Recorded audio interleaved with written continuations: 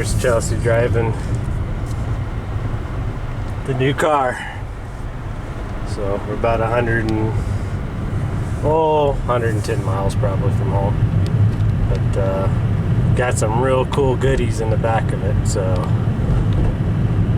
she's not driving her fancy dancy Jeep. I made her drive the El Camino since she kind of is partial to those and really likes them. So we're gonna drive it to the gas station, and I might pull the camera out and do a little taping, but it's hard to see. But snow is coming. It's really windy and it's pretty cold. So we're gonna not spend too much time diddle-daddling. We gotta go over a mountain pass to get home still. So when we get home, we'll get her in the garage and we'll do a video on her. So stay tuned. One last thing as we're on our way to the gas station. If you follow my Instagram, I take pictures of that thing there. And that's the last giant smokestack in Anaconda, Montana. And you can actually park a 53-foot semi-trailer with a semi and sleeper on top of it, just to give you an idea of how big it actually is. So, thought I'd just give you that. Thanks. Okay. So, I had to drive over the pass, mountain pass, because the wife didn't want to, but I'm still driving it right now. A pretty good car. I mean, it drives like a cloud. It's got a little bit of an exhaust leak, but let's expect. Speed limit is 80 miles an hour here in Montana, so I mean it's got plenty of power. It does 80. I mean, it's really smooth.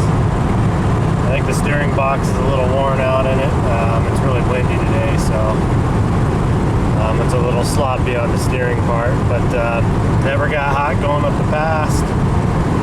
Did 75, 80 up the entire pass. He said he put a high flow, high volume oil pump in it, so it's reading 60 pounds, but gas gauge works. So that's one of the few cars that I have a gas gauge works in. Radio works pretty good. Speakers are probably worn out. Heat works really good. No complaints on the heater. This is an AC car, but the AC pump is missing, so I'll have to do something with the AC. But the interior is a little worn. It's got kind of a neat headliner in it, but cruise is pretty good down the road. Like I said, the wind's blowing really bad, so it's a little drifty side to side, but not too bad. But we're gonna stop up at the gas station up here in Whitehall, and the wife needs something to drink. She informed me, so stop, get something to drink, and she'll probably drive it the rest of the way home. We're about, I'm guessing we're about 40 miles, 35 miles from home. So, but anyways, so far, pretty good car. So I'll check it out when I get home. Well, here's the snowstorm they've been telling us we're going to be getting.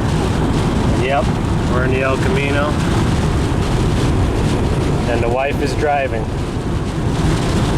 So pray for me. All right, well, finally made it home, safe and sound. Got it pulled in the garage here, so I guess we can take a look at the new toy, the new Pitmaster, because that's what we're gonna fix this thing up to do, is be able to, when we go to the drag strip locally around here, we can use this to carry the drag tires and tent and everything else is set up at the pit. So it's kind of hard to get all that in the AMX, but not in too bad a shape. It's got a few little dents and dings and scrapes on it, but I got a really super good deal on it. So, you know, it's a no-brainer on actually how good of a deal I got on it. And it actually runs really, really good. He had this engine rebuilt about 50,000 miles ago, and you can't even tell this thing's running. It's so smooth. It's actually such a good engine and in good shape that you know, I'm probably just gonna clean it up and run it as is. I'm probably not gonna really do a whole lot to it. I'm probably not gonna even justify doing an LS swap in it or anything. He had the transmission also rebuilt at the same time, so it's only got 50,000 miles or so on it and shifts just really good. So I might put a 4-barrel on it. It does just have a 2-barrel, but it depends. I mean, it's definitely not anything I'm concerned about as far as, you know, power or whatever. We just want it to be able to hold the weight and get to the drag strip. But I might put a 4-barrel on there, and I may not. It's a little quiet for my taste, so we might do something with the exhaust a little bit on it. But it does have dual exhaust on it. It's such a quiet car, you can't even tell that you're breaking the law, because it will bury the speedometer just as easily as driving it normal. I mean, I couldn't tell I was even breaking the law. Just I'd have to look down and slow way down because I was going way faster than I should be. But such a smooth, good running car, couldn't tell. So it's got these it's got this extra like rack thing on it, and it's got these little knobs you can move around and tie stuff on. It's got hooks in the front there by that tire and hooks in the side. And about as far as I can get to the back here.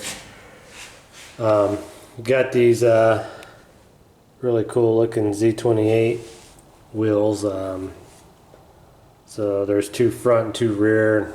2 of them are an inch narrower than the other 2. It's hard to tell, but and the offsets are different also in them, so should be pretty cool. Put some better tires on here, and these are 15-inch rims, so that'll be a little bit of an update. I believe it's got 14s on it right now. It does have studded snow tires on all 4 corners, so probably why I didn't die earlier driving through the snowstorm, or, you know, letting the wife drive me through the snowstorm. It's got some weird little, probably CB antenna on it. No cracks or chips in the windshield, so that's really good. Heater works really good. And the guy I got it from, he does have like a mint condition grill. I forgot to grab it, but I do have a better grill for it. But that's kind of the least of my concerns or thoughts about it right now. So this side here is actually in a lot better shape, which it's usually a passenger side that's all messed up and dented up, but this side's in really good shape, so that's good. I guess it's got a little bit of a crush there. So the reason I got a really good deal on this car is because it's got a little bit of rust problems in the rear, really just in the rear, and this area on both sides is kind of hashed out. I guess it's got a little bit of rust on the front rear there, but you know, nothing I can't brutally tear up with some crummy welding and some patch panels, so not too worried about that.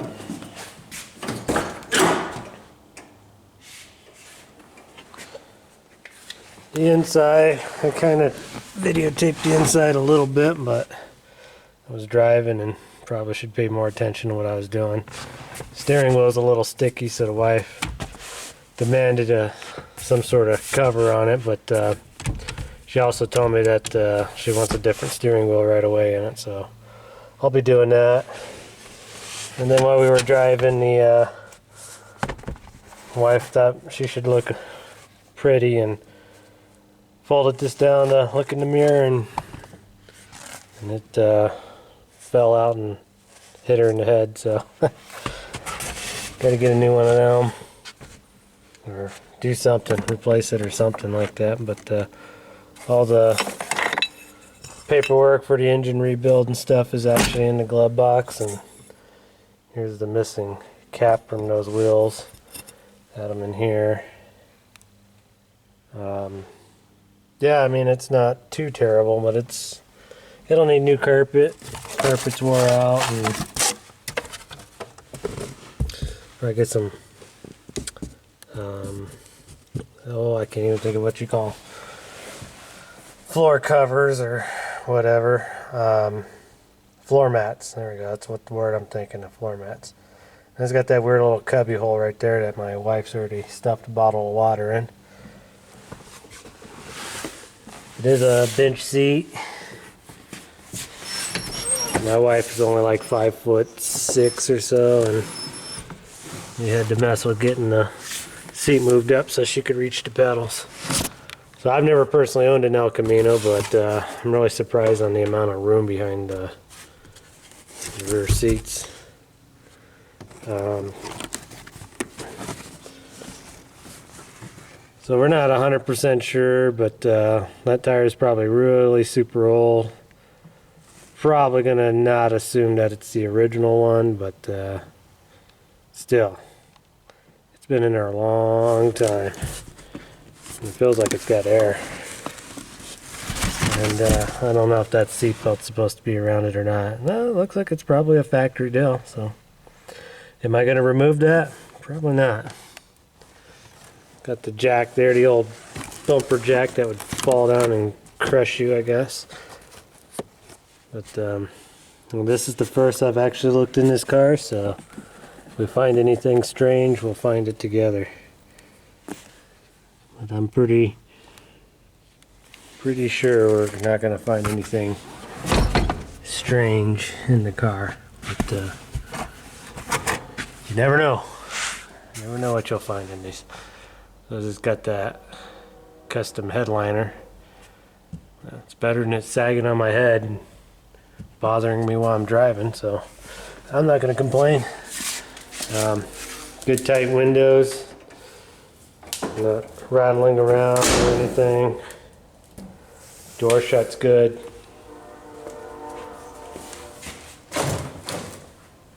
And I believe this is a 305 with a turbo 350 transmission.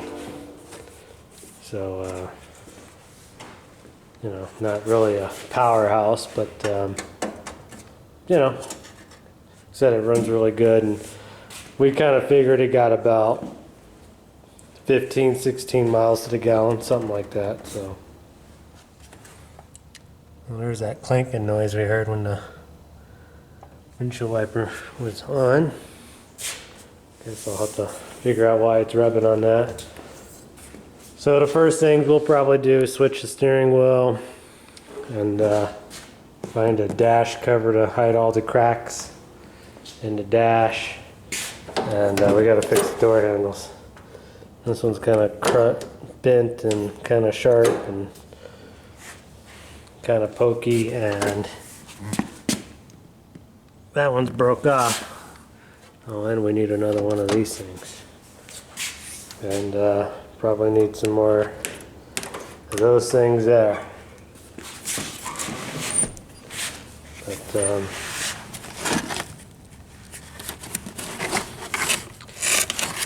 I'm guessing that's an old speaker for something, probably for this. And actually, it looks like a new speaker. I don't know. I don't know what that is, but I'm probably not going to open it. Probably not going to open it and find out. It's a little crunchy. A little crunchy in the back here. Actually, feels like maybe Bondo. Well, maybe not. But gonna have to do a little bit of patch paneling on that. Only piece of trim it's missing is that, which he's pretty sure he has. So, you know, probably have to get a new piece. If I can do the rear quarters on this AMX with all this stuff here, I'm sure I can do a little bit of patch paneling it's going to require on this. So, I don't know, this might matter to somebody or something watching this. This car is equipped with super lift, air adjustable rear shocks. Well, I don't think it's got them anymore. It does have some pretty nice coilover shocks in the rear. Kind of climbed under it and looked a little bit at the underneath. It's got a little bit of rust on the frame, but nothing I'm too concerned or too worried about. We can get that all fixed up. I'll probably put some new heater hoses on it because you know, the wife is going to be driving this a lot more than I'm going to be driving it. So, but like I said, this be a newish radiator plastic. We'll do the steering wheel, get the door fixed, do a little cosmetic stuff, and get some tires ordered for those wheels, and get us some cooler wheels on it. And I might look at some of the patchwork on it, but I'm not real concerned about that because it is the dead of winter, so may as well probably just finish out the winter with it kind of rotting a little bit and then worry about it. But like I said, we drove through that snowstorm with these studded tires on it, and this thing was a tank. Didn't even faze my wife. She was still breaking the law on this thing, even on the ice and snow. She didn't even have a worry in the world. That or she was making a point that you know, better watch out if you're in this town with her driving this around, because she's going to be lethal with it, I guess. I don't know. She was just on a mission to get home, I guess. But well, anyways, so this is the new toy project, but we'll do some stuff to it, but I'm not going to get into too much you know, repairs and stuff on it, because it doesn't really need it. And like I said, just kind of bought it as a rig for the drag strip and something for my wife to drive until I get around to doing something with her gremlin a little bit more. So looks like I'm about to get some weather stripping, but anyways, so hope you guys enjoy this. And if you haven't seen the video on the motorcycle, check that out, because I picked that up with this as well, and that might be something fun to tinker around with. So we'll get some projects going here real soon. So see you next time.